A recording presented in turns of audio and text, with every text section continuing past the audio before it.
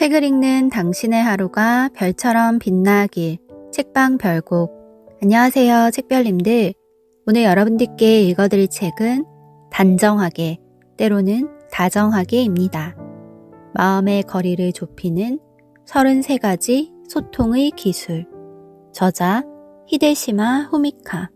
출판사 RH 코리아. 시작하기 전 구독과 좋아요 그리고 슈퍼땡스를 눌러주신 모든 구독자님 분들께 행운이 눈덩이처럼 굴러들어오길 바랍니다. 그럼 시작할게요. 장황하고 산만하고 직설적이고 불편한 대화 속 왠지 듣고 싶어지는 사람의 말투는 따로 있다? 저는 TV나 라디오에서 말하는 일을 직업으로 삼고 있습니다. 그런데 종종 제 말을 멈추고라도 상대의 이야기를 계속 듣고 싶어지는 사람을 자주 만나곤 합니다. 제 프로그램에 초대한 게스트를 비롯해 팀을 꾸려 함께 일하는 스태프, 동네 꽃집 주인, 아이가 다니는 초등학교 선생님, 학부모회에서 옆자리에 앉은 어머니, 버스를 기다리며 담소를 나눈 할머니, 병원에서 긴장했을 때 괜찮아요 라고 따뜻하게 말을 건네준 간호사. 물론 오늘 라디오에서 들려오는 사연 속 사람들도 그 대상이죠. 우리 모두 자신만의 언어와 화법을 가지고 있습니다. 팬데믹이 길어지면서 이제껏 당연했던 사람과 만나 이야기하는 일이 갑작스레 어려워졌을 무렵 라디오에서 들리는 소소한 이야기에 사람의 목소리가 주는 안도감에 따뜻한 위로를 받는 일이 늘었습니다. 아침에 눈을 떴을 때부터 집안일을 할 때, 출퇴근하는 대중교통 안에서, 귀갓길에, 그리고 마음이 복잡할 때도요. 문득 귀에 날아든 한마디에 나도 힘내자 하며 의욕이 샘솟기도 했고 뭉클하고 따뜻한 격려를 받기도 했죠. 사람의 목소리는 마음에 직접 와닿는 거라는 사실을 예전보다 훨씬 더 실감했습니다. 한편 여러 활동이 제한되면서 온라인 땡땡이라는 새로운 소통수단도 생겼습니다. 편리하다는 면에서는 좋은데 솔직히 좀 어색할 때도 있어요. 그런 와중에 라디오를 듣는 사람이 늘었다는 뉴스를 보고 역시 그렇구나 하고 기쁜 마음으로 공감했습니다. 새로운 것을 시도하지만 돌고 돌아 결국 사람의 목소리로 전하고 받아들인다라는 원점으로 되돌아온 건 아닐까요? 라디오를 듣기 시작했던 사춘기 시절로 돌아가 생각해 봤습니다. 그저 목소리일 뿐인데 왜 마음이 놓일까? 이야기를 계속 들어보고 싶은 사람은 어떤 화법을 쓸까? 그걸 알면 평소에 나누는 대화도 훨씬 편해지지 않을까? 저는 라디오를 사랑하는 청취자로서 그리고 그 현장에 몸담은 DJ로서 편안하고 다정한 화법을 구사하기 위해 다들 혀를 내두를 정도로 예민하게 분석해 왔습니다. 이를테면 이 사람은 하고 뜸 들이는 타이밍이 너무 절묘한걸 하는 시기였죠. 그러자 편안한 화법이 어떤 소재와 준비, 구상으로 이루어져 있는지 하나하나 보이기 시작하더군요. 그거였구나 하고 깨달은 바를 생방송 현장에서 빠짐없이 시도해보고 꽤 많은 시행착오를 거친 다음 이 한 권의 책으로 엮었습니다. 혹시 프로들이 일하는 현장에서 나온 방법이라고 하니까 어렵게 느껴지시나요? 아니에요. 그 반대입니다. 생방송 현장은 초 단위로 진행되어서 오히려 까다로운 방법은 쓰지 못해요. 복잡하고 어려운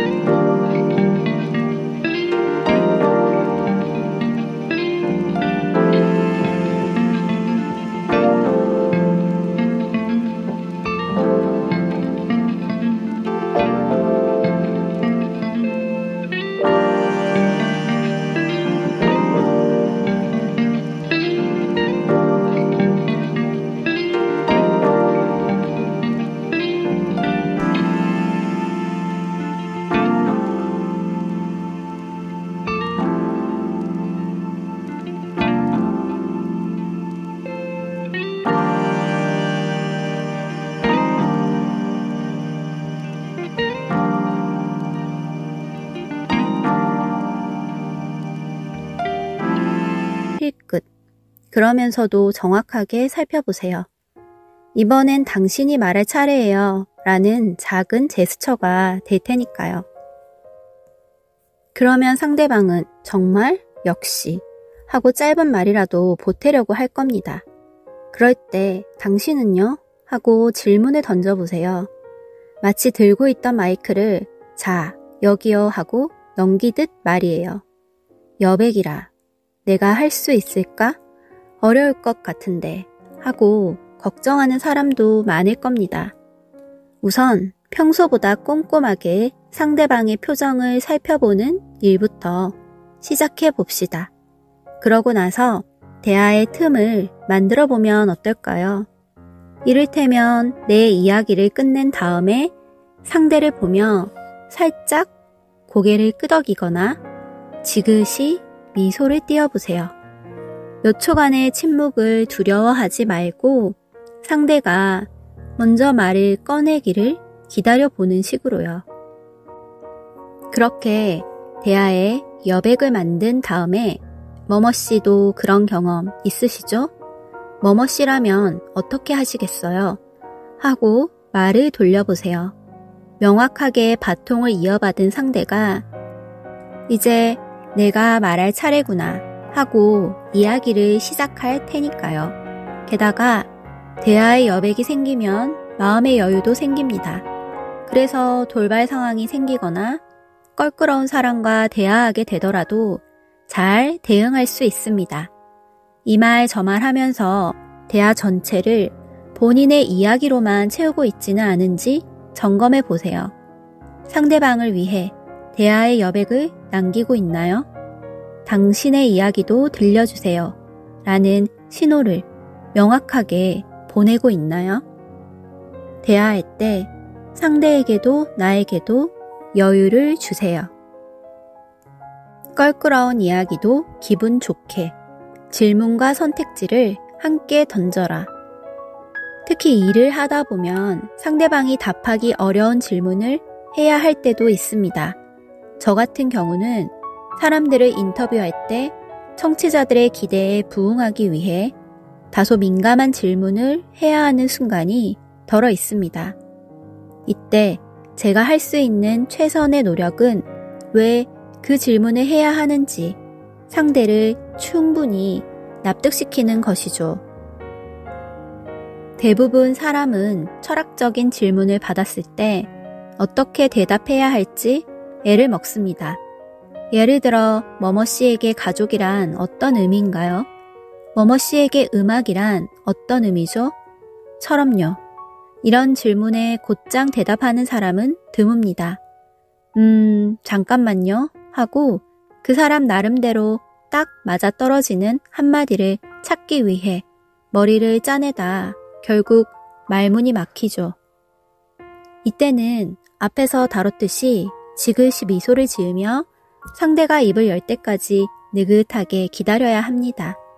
다만 상대방이 도저히 갈피를 못 잡는다면 먼저 선택지나 구체적인 예를 제시해도 좋아요.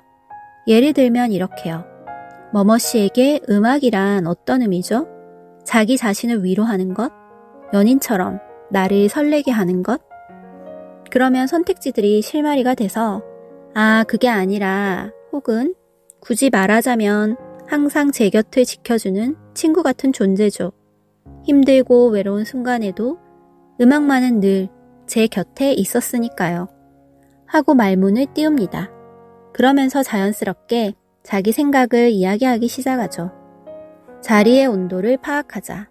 다음으로 사람들이 답하기 어려워하는 질문은 개인적인 이야기입니다. 예를 들어 가족이나 힘들고 어려웠던 과거에 관한 것이죠. 불미스러운 사건도 마찬가지고요. 저는 이런 질문을 꼭 해야 하는 상황이라면 상대방이 대답하기 덜 힘들 타이밍을 고르려고 했습니다. 오늘은 이걸 물어봐야 하는구나, 괴롭다 라고 생각하면 그 긴장감에서 벗어나고 싶은 나머지 매도 먼저 맞는 게 낫다는 유혹에 사로잡힐 때가 있습니다. 그 결과 초반부터 대화 분위기가 어색해져 마칠 때까지 바늘 방석에 앉아있는 듯 안절부절 못하게 되죠. 반면에 그런 질문을 맨 나중으로 미루는 사람도 있습니다. 그러면 막바지에 시간이 부족해서 결국 질문하지 못하거나 충분한 답을 듣지 못해 오히려 의혹만 더 키울 수도 있습니다. 입장을 바꿔 생각해 봅시다. 완충 장치도 없이 갑작스레 난감한 질문을 받으면 당황스럽잖아요. 상대가 대답하기에 껄끄러울 만한 질문은 대화 분위기가 무르익고 서로의 거리가 좁혀졌다는 느낌이 들 때까지 함부로 꺼내지 마세요. 구체적으로 말하자면 긴장이 풀려서 가볍게 웃음이 일고 난 후거나 웃음이 그치고 문득 말이 끊겼을 때처럼 분위기가 풀어진 순간을 포착해 질문을 던져야 합니다. 그런 순간을 잘 활용하면 상대도 나도 이야기하는 게 훨씬 수월해지기 때문입니다. 그리고 무엇보다 가장 중요한 것은 이거예요. 상대가 답하기 어려운 질문을 할 때는 상대를 압박하지 말아야 합니다. 묻고 싶은 건 어디까지나 내 사정이에요. 대답할지 말지는 상대방이 결정하도록 기회를 주세요. 즉, 그 문제는 좀 하고 상대방이 편하게 의사표시를 할 수 있는 상황을 만들어줘야 합니다. 답하시기에 껄끄러운 질문일 수 있으니 꼭 대답 안 하셔도 됩니다. 이런 질문이 실례인 줄 알지만 이번 기회에 꼭 여쭤보고 싶어서 이런 질문 드려도 될지 고민했는데 워낙 성품이 너그러우시니까 용기를 내서 여쭤봐도 될까요? 이런 식으로 당신의 마음이 다치지 않는 게 가장 중요합니다 라는 생각을 충분히 전달해야 합니다. 상대방을 긴장시키지 마세요. 충분히 경의를 표한다면 어떤 반응이 돌아오든 그 사람의 현재 마음이 깃든 대답일 겁니다. 저는 상대방이 제 질문에 진지하게 답해주면 정중하게 고맙다고 말합니다. 물론 기대했던 답을 듣지 못했더라도 말이죠. 대답하기 어려우신 줄 알면서도 여쭤본 거라. 혹시 불쾌하셨다면 정말 죄송합니다. 하고 너무 요란스럽지 않게 표현하면 상대도 불편했던 감정을 떨어냅니다. 상대가 솔직하고 편안하게 모든 이야기를 해준다면 당신은 질문의 고수입니다. 그는 당신에게서 신뢰와 배려를 느낀 셈이죠. 아마도 상대는 다음에 또 만나서 이야기 나누고 싶다 라고 생각할 정도로 당신에게 호감을 느낀 거예요. 상대에 대한 배려는 모든 소통의 기본입니다. 여기까지 오디오북 들으셨나요? 더 자세한 내용은 책을 구매해서 읽어보시기 바랍니다. 그럼 행복한 주말 보내시고 다음 영상으로 만나요. 들어주셔서 감사합니다. 책을 읽는 당신의 하루가 별처럼 빛나길. 책방 별곡. 안녕하세요, 책별님들.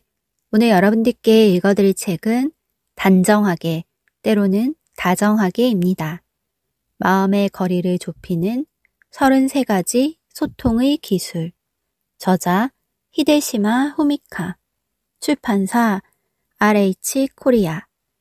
시작하기 전 구독과 좋아요 그리고 슈퍼땡스를 눌러주신 모든 구독자님 분들께 행운이 눈덩이처럼 굴러들어오길 바랍니다. 그럼 시작할게요. 장황하고 산만하고 직설적이고 불편한 대화 속 왠지 듣고 싶어지는 사람의 말투는 따로 있다? 저는 TV나 라디오에서 말하는 일을 직업으로 삼고 있습니다. 그런데 종종 제 말을 멈추고라도 상대의 이야기를 계속 듣고 싶어지는 사람을 자주 만나곤 합니다. 제 프로그램에 초대한 게스트를 비롯해 팀을 꾸려 함께 일하는 스태프, 동네 꽃집 주인, 아이가 다니는 초등학교 선생님, 학부모회에서 옆자리에 앉은 어머니, 버스를 기다리며 담소를 나눈 할머니, 병원에서 긴장했을 때 괜찮아요 라고 따뜻하게 말을 건네준 간호사. 물론 오늘 라디오에서 들려오는 사연 속 사람들도 그 대상이죠. 우리 모두 자신만의 언어와 화법을 가지고 있습니다. 팬데믹이 길어지면서 이제껏 당연했던 사람과 만나 이야기하는 일이 갑작스레 어려워졌을 무렵 라디오에서 들리는 소소한 이야기에 사람의 목소리가 주는 안도감에 따뜻한 위로를 받는 일이 늘었습니다. 아침에 눈을 떴을 때부터 집안일을 할 때, 출퇴근하는 대중교통 안에서, 귀갓길에, 그리고 마음이 복잡할 때도요. 문득 귀에 날아든 한마디에 나도 힘내자 하며 의욕이 샘솟기도 했고 뭉클하고 따뜻한 격려를 받기도 했죠. 사람의 목소리는 마음에 직접 와닿는 거라는 사실을 예전보다 훨씬 더 실감했습니다. 한편 여러 활동이 제한되면서 온라인 땡땡이라는 새로운 소통 수단도 생겼습니다. 편리하다는 면에서는 좋은데 솔직히 좀 어색할 때도 있어요. 그런 와중에 라디오를 듣는 사람이 늘었다는 뉴스를 보고 역시 그렇구나 하고 기쁜 마음으로 공감했습니다. 새로운 것을 시도하지만 돌고 돌아 결국 사람의 목소리로 전하고 받아들인다라는 원점으로 되돌아온 건 아닐까요? 라디오를 듣기 시작했던 사춘기 시절로 돌아가 생각해 봤습니다. 그저 목소리일 뿐인데 왜 마음이 놓일까? 이야기를 계속 들어보고 싶은 사람은 어떤 화법을 쓸까? 그걸 알면 평소에 나누는 대화도 훨씬 편해지지 않을까? 저는 라디오를 사랑하는 청취자로서 그리고 그 현장에 몸담은 DJ로서 편안하고 다정한 화법을 구사하기 위해 다들 혀를 내두를 정도로 예민하게 분석해 왔습니다. 이를테면 이 사람은 하고 뜸 들이는 타이밍이 너무 절묘한걸 하는 식이었죠. 그러자 편안한 화법이 어떤 소재와 준비, 구상으로 이루어져 있는지 하나하나 보이기 시작하더군요. 그거였구나 하고 깨달은 바를 생방송 현장에서 빠짐없이 시도해보고 꽤 많은 시행착오를 거친 다음 이 한 권의 책으로 엮었습니다. 혹시 프로들이 일하는 현장에서 나온 방법이라고 하니까 어렵게 느껴지시나요? 아니에요. 그 반대입니다. 생방송 현장은 초 단위로 진행되어서 오히려 까다로운 방법은 쓰지 못해요. 복잡하고 어려우면 일각을 다투는 긴장감 넘치는 상황에서는 애초에 실행 자체가 힘들죠. 상대방에게 제 의도가 잘 전달되지 않아요. 긴장한 탓에 입을 떼기 어려워요. 말뿐 아니라 저란 사람까지 진부하게 느껴지지 않을까요? 제 마음을 전하고 사람들과 더 가까워지고 싶어요. 일하다 보면 이런 고민이나 불안을 털어놓는 분들이 있습니다. 그 마음을 누구보다 잘 압니다. 저야말로 내성적인 데다 걱정도 많지만 그저 꿈 하나로 방송일에 뛰어들어 지금도 조심히 말하는 일을 하고 있으니까요. 그래서 여러분이 조금이라도 편해지길 바라는 마음을 담아 이 책을 썼습니다. 걱정하지 마세요. 담력 훈련, 사람들 앞에서 프리토크 30분 같은 힘든 방법은 권하지 않을 테니까요. 힘들이지 않아도 오늘 당장 실천할 수 있는 쉽고 간단한 방법을 비롯해 프로가 몰래 쓰고 있는 비법까지 모두 담았습니다. 날마다 조금씩 시도하고 적용하다 보면 언젠가 확실하게 여러분의 것이 되리라 믿습니다. 그럼 우리 함께 긴장 풀고 이야기를 계속 듣고 싶은 사람이 되기 위해 첫 발을 내디뎌 볼까요? 3장. 마음을 터놓게 만드는 다정한 말투. 함께 있을 때 편한 사람 대 피곤한 사람. 라디오는 왜 듣기만 해도 편안할까? 종종 하고 싶은 말이 많거나 감정이 벅차오를 때 나도 모르게 입 밖으로 말이 넘쳐 흐르기도 합니다. 그래서 상대방이 말하고 있는데도 무의식 중에 나도 저번에 하며 잽싸게 말을 가로챘던 경험 모두 한 번씩은 있을 거예요. 그럼 입장을 바꿔서 생각해 볼까요? 말이 끊긴 사람은 불쾌해서 이야기할 마음이 멀리 달아날 겁니다. 이유야 어찌됐든 계속 말을 가로챈다면 듣고 말한다라는 대화의 균형이 무너집니다. 반면 라디오는 듣고만 있어도 지치지 않습니다. 저도 청취자로서 애청하는 라디오 프로그램이 있는데 DJ가 방송 내내 혼자 말해도 피곤하기는커녕 오히려 재미있습니다. 일상 대화에서는 일방적으로 듣기만 하면 피로하고 짜증이 나는데 라디오는 왜 그렇지 않을까요? 우리가 라디오를 장시간 기분 좋게 들을 수 있는 이유는 DJ가 청취자를 철저히 환대하기 때문입니다. 조금이라도 청자가 듣기 편하도록 애쓰며 말하는 거죠. 바꿔 말해 흘러 들을 수 있는 여백을 일부러 만듭니다. 여백의 장인. 상대가 흘려 들을 것을 전제로 이야기한다니 이상하다고 생각할 수 있습니다. 그런데 한번 입장을 바꿔 생각해 보세요. 늘 신경을 곤두세우고 집중해서 이야기를 들어야 하는 사람과 대화를 계속하고 싶은지 말이에요. 상대방이 내 이야기를 편하게 듣고 말을 이어가게 하려면 대화의 여백에 신경 써야 합니다. 맞장구를 치거나 질문을 하고 말을 덧붙일 수 있도록 몇 초간의 숨 돌리기 시간을 만드는 거죠. 한마디를 하고 나서 상대방의 눈을 힐끗 그러면서도 정확하게 살펴보세요. 이번엔 당신이 말할 차례예요. 라는 작은 제스처가 될 테니까요. 그러면 상대방은 정말 역시 하고 짧은 말이라도 보태려고 할 겁니다. 그럴 때 당신은요? 하고 질문을 던져보세요. 마치 들고 있던 마이크를 자, 여기요 하고 넘기듯 말이에요. 여백이라 내가 할 수 있을까? 어려울 것 같은데 하고 걱정하는 사람도 많을 겁니다. 우선 평소보다 꼼꼼하게 상대방의 표정을 살펴보는 일부터 시작해 봅시다. 그러고 나서 대화의 틈을 만들어 보면 어떨까요? 이를테면 내 이야기를 끝낸 다음에 상대를 보며 살짝 고개를 끄덕이거나 지그시 미소를 띄워보세요. 몇 초간의 침묵을 두려워하지 말고 상대가 먼저 말을 꺼내기를 기다려보는 식으로요. 그렇게 대화에 여백을 만든 다음에 머머씨도 그런 경험 있으시죠? 머머씨라면 어떻게 하시겠어요?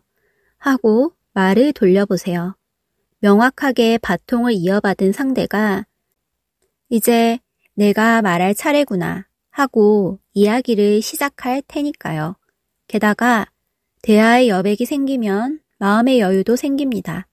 그래서 돌발 상황이 생기거나 껄끄러운 사람과 대화하게 되더라도 잘 대응할 수 있습니다.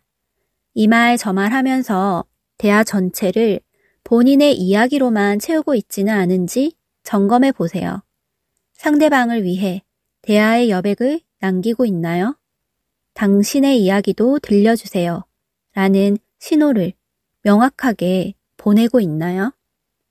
대화할 때 상대에게도 나에게도 여유를 주세요. 껄끄러운 이야기도 기분 좋게 질문과 선택지를 함께 던져라. 특히 일을 하다 보면 상대방이 답하기 어려운 질문을 해야 할 때도 있습니다.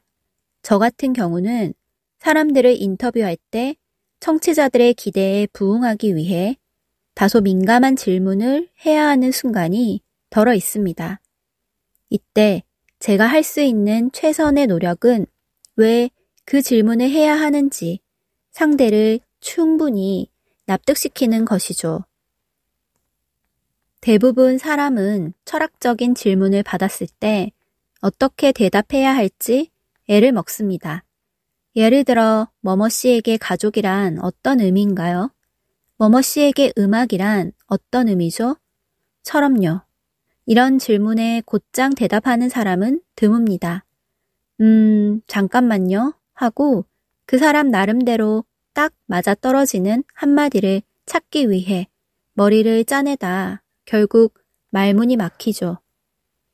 이때는 앞에서 다뤘듯이 지그시 미소를 지으며 상대가 입을 열 때까지 느긋하게 기다려야 합니다. 다만 상대방이 도저히 갈피를 못 잡는다면 먼저 선택지나 구체적인 예를 제시해도 좋아요. 예를 들면 이렇게요. 뭐뭐 씨에게 음악이란 어떤 의미죠? 자기 자신을 위로하는 것? 연인처럼 나를 설레게 하는 것? 그러면 선택지들이 실마리가 돼서 그게 아니라 혹은 굳이 말하자면 항상 제 곁을 지켜주는 친구 같은 존재죠. 힘들고 외로운 순간에도 음악만은 늘 제 곁에 있었으니까요. 하고 말문을 띄웁니다. 그러면서 자연스럽게 자기 생각을 이야기하기 시작하죠. 자리의 온도를 파악하자. 다음으로 사람들이 답하기 어려워하는 질문은 개인적인 이야기입니다. 예를 들어 가족이나 힘들고 어려웠던 과거에 관한 것이죠. 불미스러운 사건도 마찬가지고요.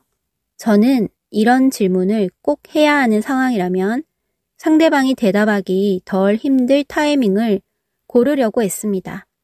오늘은 이걸 물어봐야 하는구나, 괴롭다 라고 생각하면 그 긴장감에서 벗어나고 싶은 나머지 매도 먼저 맞는 게 낫다는 유혹에 사로잡힐 때가 있습니다.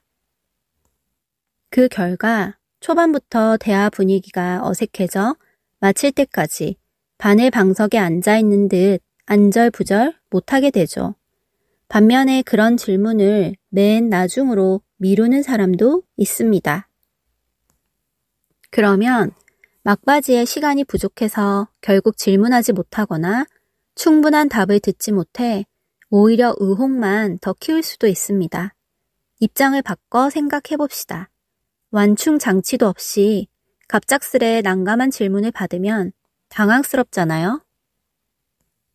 상대가 대답하기에 껄끄러울 만한 질문은 대화 분위기가 무르익고 서로의 거리가 좁혀졌다는 느낌이 들 때까지 함부로 꺼내지 마세요.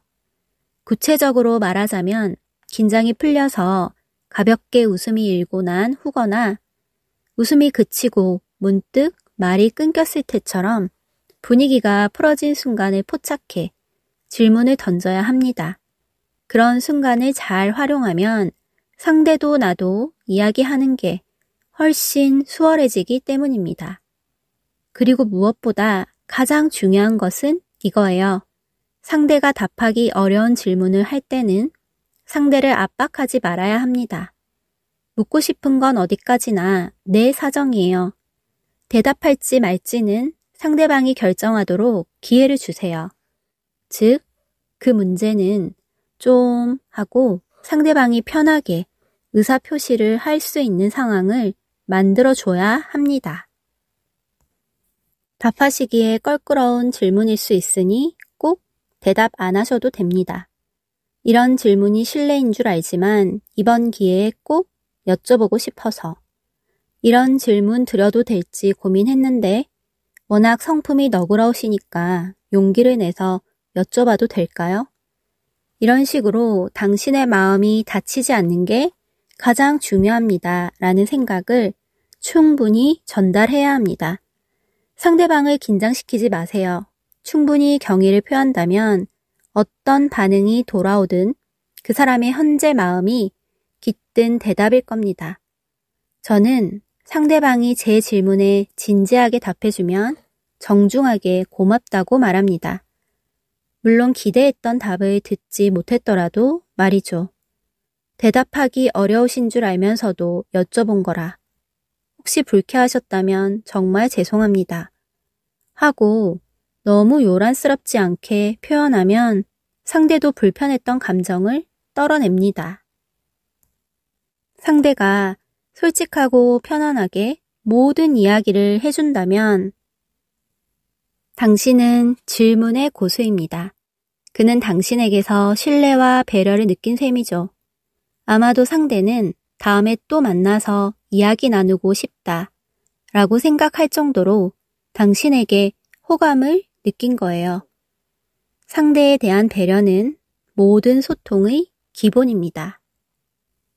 여기까지 오디오북 들으셨나요? 더 자세한 내용은 책을 구매해서 읽어보시기 바랍니다. 그럼 행복한 주말 보내시고 다음 영상으로 만나요. 들어주셔서 감사합니다.